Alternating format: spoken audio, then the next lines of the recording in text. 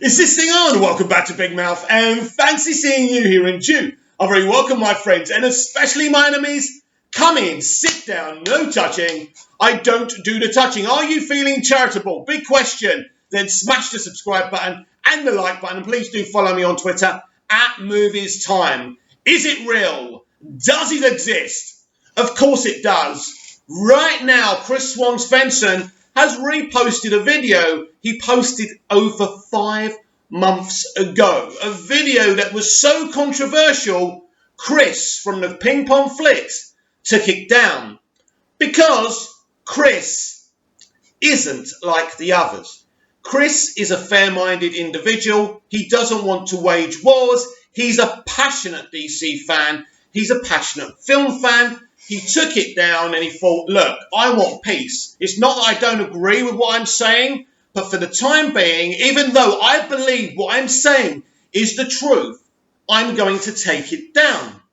So what did Chris actually say in this video? I've actually been listening to it right now as I had a cigarette on my balcony. We're not going to play it because I want to hear my voice, nobody else's. Love you, Chris, but it's all about my voice. It is Big Mouth.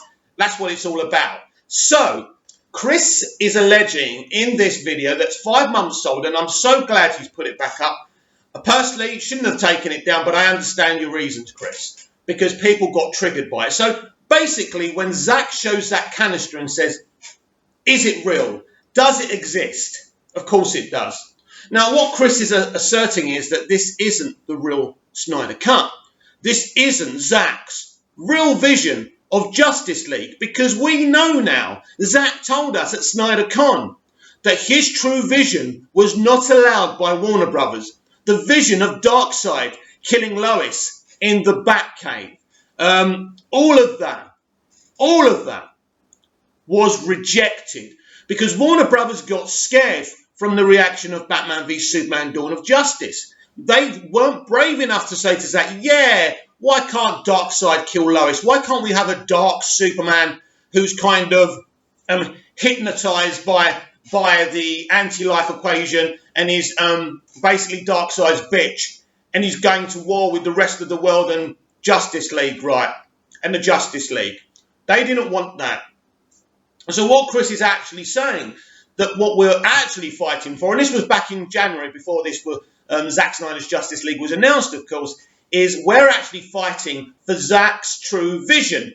Now, many of the fans didn't like this. Now, to a point, I get it, because then you're kind of going down a longer route, because you're fighting for something that doesn't exist. You see, the problem is with the Snyder Cut, as it was back then, when we first started getting little crumbs of information, is we were under the impression that the Snyder Cut was done, that it had music, that it had effects. It was ready to go. It may have needed a bit of garnishing, but it was ready to go. This was never the case. So when people said a film called The Snyder Cut doesn't exist, it doesn't mean that Zack didn't film his film. He's got over 4 hours of footage, right? That the finished article, the cut, polished, Zack Snyder's Justice League wasn't ready. But my assertion was that conversation was always irrelevant because he filmed his film. And all Warner Brothers had to say is, here's a budget, go on, Zack, put your film together. So even though a finished Snyder Cut was never there, the means and the footage was always there. So what Chris was asserting is that the canister wasn't the true Snyder Cut because Zack spoke about the scary idea of killing Lois Lane in the Batcave. Wow. Now, what we don't know, because we've heard stuff like Lois and Clark getting married and having a child they named Bruce, right? Does this happen? I mean, does something happen to change Lois's fate?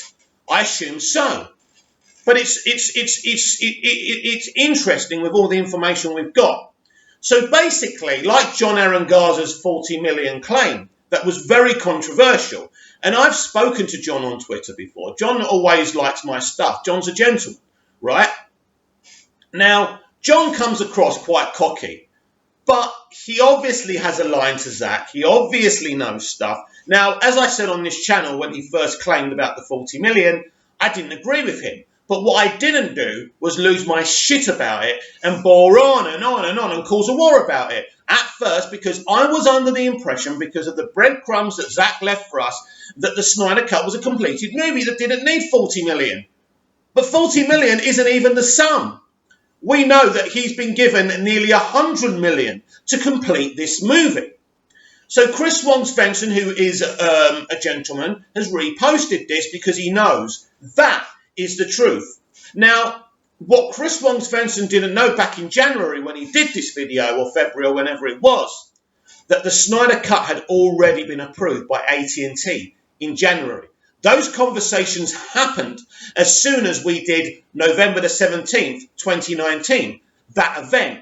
After the dust had settled, we know that Toby Emmerich got in touch with Zack Snyder. It must have been the worst phone call he had to make. Poor Toby, after everything he helped put into pass, right? But it takes a big man to admit you're wrong and ring up maybe your enemy and say, do you know what, Zack, we were wrong.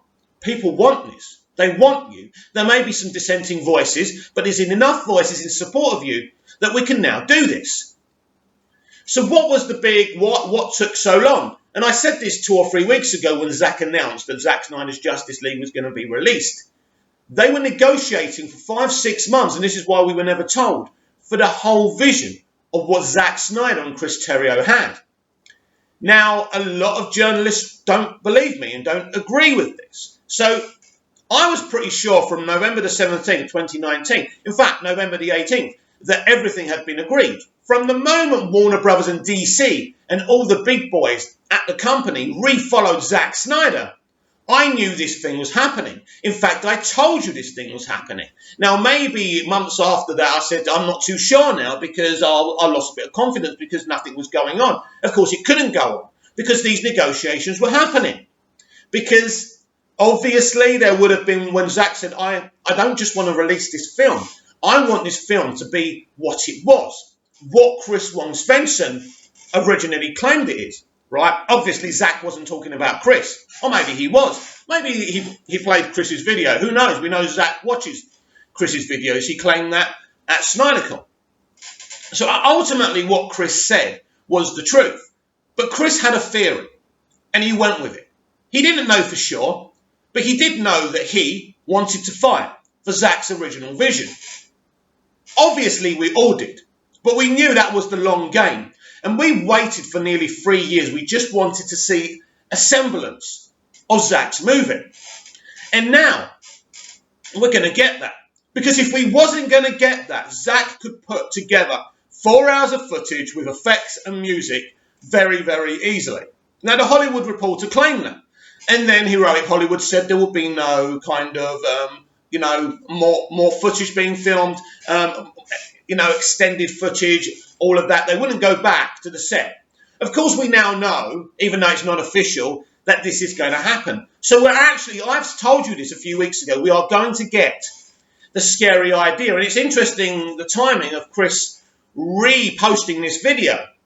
Personally, people's reactions were very strong.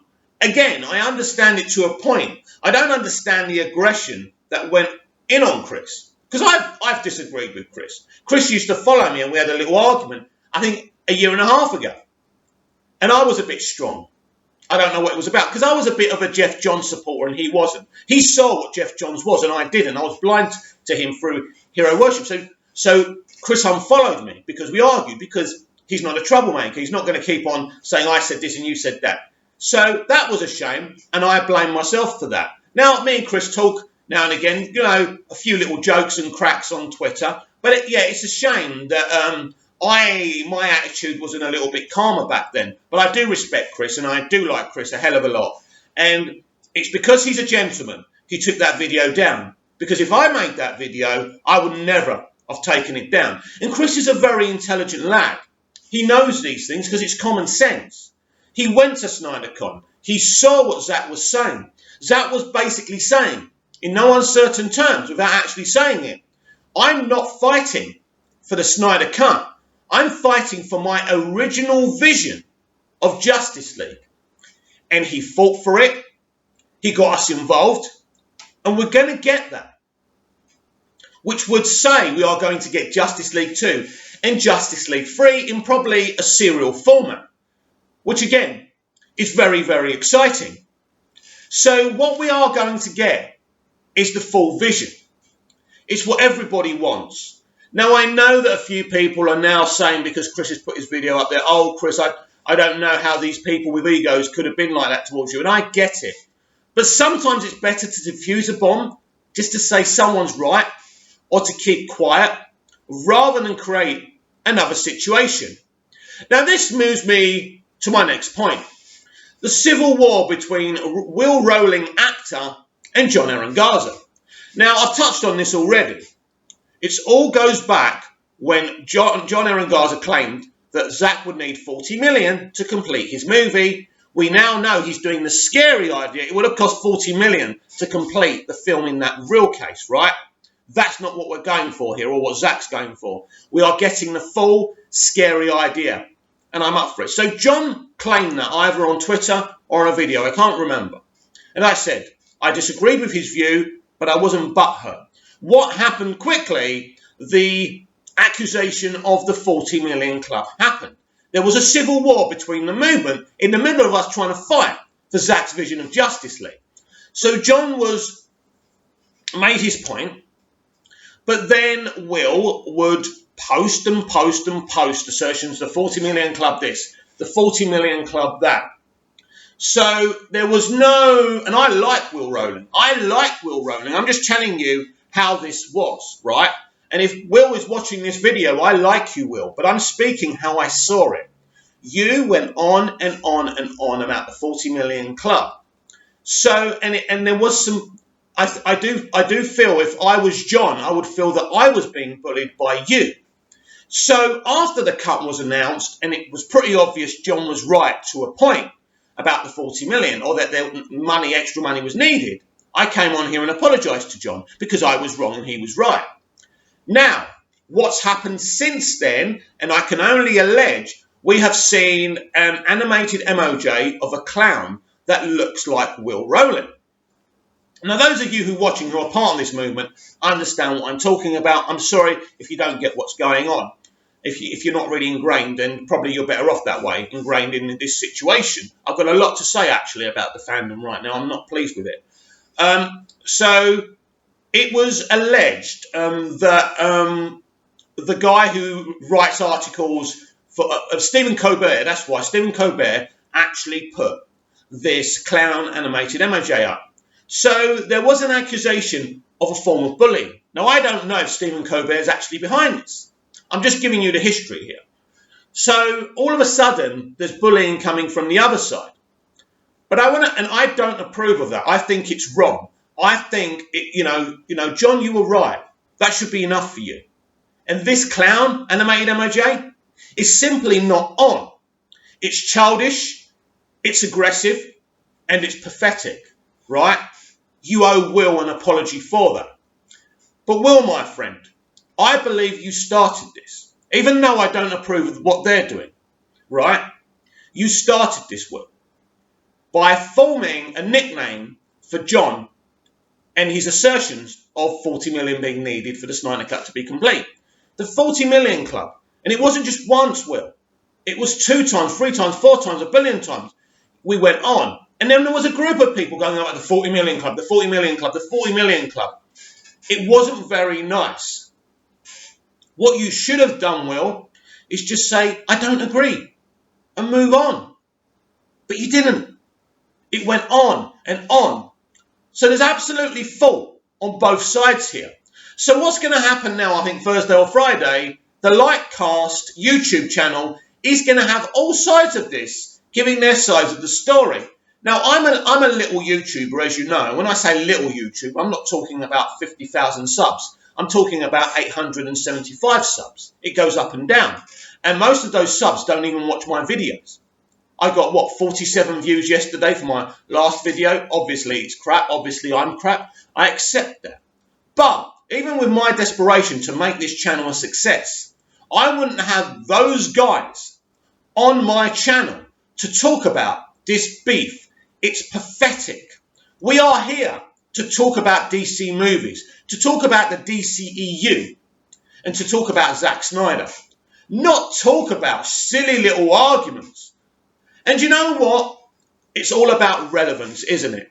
Because at the end of the day, even though Will claims he doesn't want relevance or elitism, he seems to be very pissed off that he doesn't get the gratitude and the attention that he feels he deserves. Now, Will did a lot of things. He set up a lot of events, and I'm grateful, and I'm sure Zack is grateful. We also have the situation of Will going on to Vero and telling Zack that he was out, he couldn't handle the bullying anymore. Zack later on unfollowing him. I said to John Aaron Garza yesterday, this is worse than the feud between J.R. Ewing and Cliff Barnes in Dallas. I think it's gone on for longer, although Dallas went on for over a decade. But this feud could go that way. If I'm a cynical person, I'm going to say, after they've been on the light cast, everything may be settled. Which means this whole thing has been set up, or extended at least. I don't think the initial argument was a stitch up, but I definitely think they're extending it now. Everyone wants relevance. Everyone wants elitism. Because what happens is, all the members of Zack Snyder's DCEU are ordinary men, women, boys and girls. And all of a sudden, we are being credited by getting this man's film released in whatever form. And there's an ego to that. And everyone wants a badge with their name on it. Because ordinary people do hunger for riches and fame. Now, Will's an actor. Will's done some things, good projects. He's kind of relevant already. So I don't get it.